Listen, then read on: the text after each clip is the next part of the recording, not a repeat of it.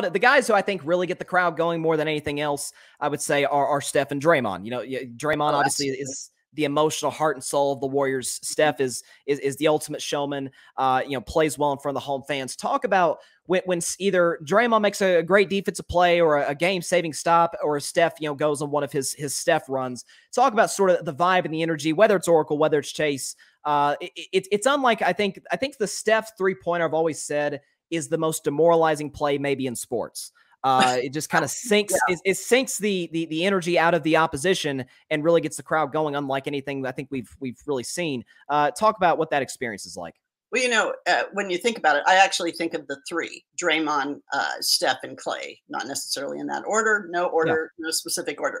But the three of them have been on the team for over 10 years. Mm-hmm. They're actually friends. You can feel that they like each other. I think that's part of the success of the Warriors is they get along. They like each other. There's that camaraderie, and that goes a long way to winning a sports championship. But Steph, when you meet him in real life, has such a youthful vibe and almost like he's still in high school. That enthusiasm. If you've ever watched, the difference between a high school, college, and professional basketball, a big difference in as far as enthusiasm from the players. These are professional players. They're used to winning. They're used to losing. But Steph still has that, almost like, and he's a showman. He does his little movements. He does his little shimmy and the 1, 2, 3. And this season he's sleeping and. So Draymond is not quite as animated, but he's fiery. He's a pistol. And Clay, I saw a different side of Clay this time. I think he's just so excited to be back. I thought he was going to bring his dog on the court, Rocky. Rocco. Yeah, Rocco. I'm sorry. Yeah. Listen, I agree with you definitely about Clay. I know a lot of the Warriors players were talking about, it just seemed like there's just a different energy about him. I remember probably the ultimate Clay moment as far as the home games at the Chase Center was, I think, that Game 6 against Memphis, where Game 6 Clay, came back and he was holding up the 6 fingers. It was like, man, this guy's back. This crowd is loving it. And so, but yeah, I think.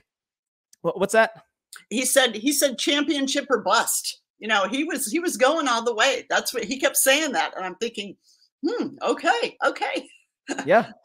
Listen, I remember Steve Kerr after they won, he said like this felt like the most unlikely of the championships just because of all the injuries and whatnot. So, sort of piggybacking off of that, last year was really the ultimate sort of roller coaster season. As we mentioned earlier, they got off to that 18-2 start.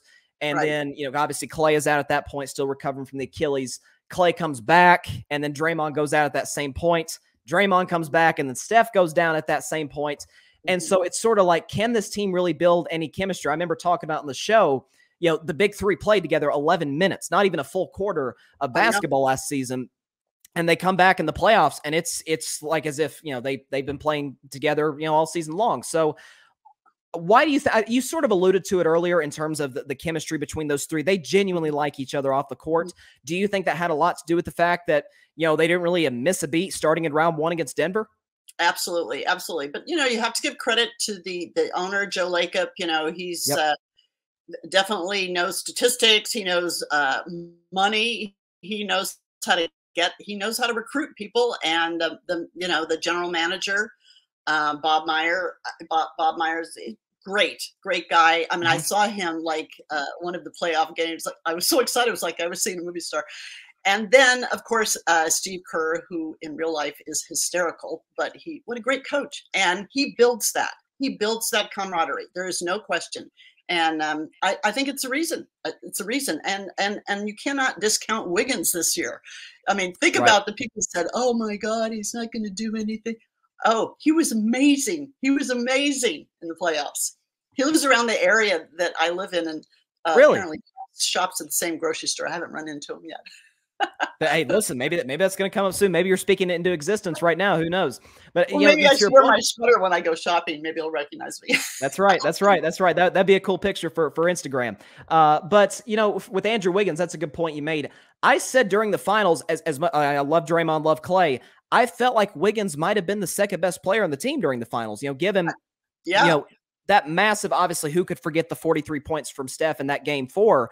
But they don't win that game without Andrew Wiggins. He had some, Oh, absolutely not. huge offensive rebounds, some Yeah. putbacks, his defense. So, Well, and I think the second highest scorer throughout the finals. I think he was the second highest. I could be wrong, but no, I think you're right on that. I mean, he was huge, and I remember when the trade happened, and like you sort of alluded to it, there was a lot of backlash. I remember one analyst very well saying he's a bad basketball player. I'm like, I don't know if I would exactly go there, but yeah.